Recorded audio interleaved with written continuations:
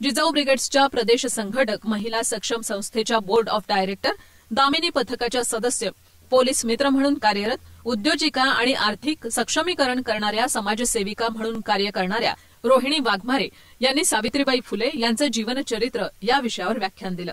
यामध्ये सावित्रीबाई फुले आणि ज्योतिबा फुले यांच्या शालेय सहजीवनाचा पट सुरुवातीला त्यांनी मांडला आणि या दोघांनी केलेल्या संघर्षाचं यश आज आपण पाहत आहोत, असं आपलं मतही मांडलं। ते कुठंतरी ती वटवृक्षाचं रूपांतर होण्यासाठी ते बीज पेरले, ते सावित्रीबाईंनी पेरले। सावित्रीबाईंना धूळपाटी होती, त्या धूळपाटीवर अक्षर गिरवायला लागले, त्यानंतर त्यांना वाचता यायला लागलं आणि त्या मोठे मोठे ग्रंथ वाचायला लागले।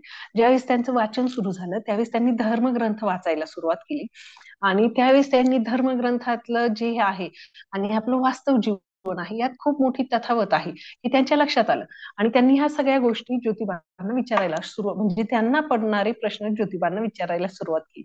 त्यावेळेस ज्योतिबांना समाधानही वाटायचं आणि आनंदही वाटायचं की त्यांना जसे प्रश्न पडायचे तसेच यांनाही पडतायत। मग त्यांनी सावित्रीबाईंना सांगितलं की तुझ्या सगळ्या प्रश्नांची उत्तरं याच्यामध्येच तुला भेटेल आणि ज्योतिबा रोज पेपर घेऊन यायचे आणि त्या पेपरचं वाचनही त्या करायच्या।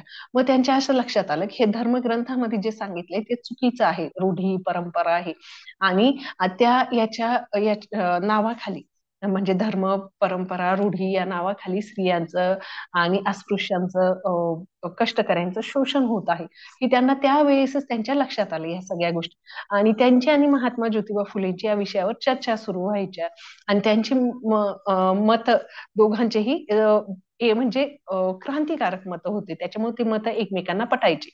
या दरम्यान तत्कालीन काळही त्यांनी उलगडून दाखवला। तसंच सावित्रीबाई फुले आणि ज्योतिबा फुले यांच्या परिसस्पर्शानं त्या काळात पुढे आलेल्या मुक्ता साळवेचा उल्लेखही त्यांनी आवर्जून केला।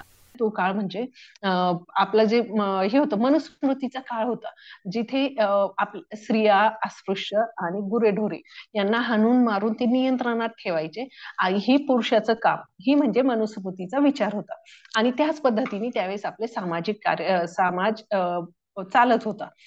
तर आज महाविद्यालयीन विद्यार्थ्यांसाठी असलेल्या कमवा आणि शिका या योजनेचे जनक म्हणून ज्योतिबा फुले यांचा त्यांनी केलेला उल्लेख अनेकांच्या ज्ञानात भर टाकणारा असा होता।